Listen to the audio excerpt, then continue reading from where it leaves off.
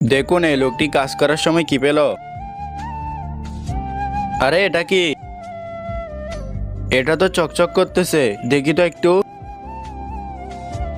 এটা তো হীরার মতো লাগতেছে। আরে তাড়াতাড়ি চল, তোকে মালিক ডাকতেছে।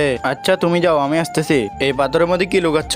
আরে কিছু না কিছু না, তুমি যাও, আমি আসতেছি। আরে কিছু তো একটা চকচক করতেছে, দেখাও না। আরে যাও তো, আমার কাজে ডিস্টার্ব করো না। তুমি যাও, আমি আসতেছি। তাড়াতাড়ি যাই, এটা কোনো একটা জায়গায় লুকিয়ে আসি।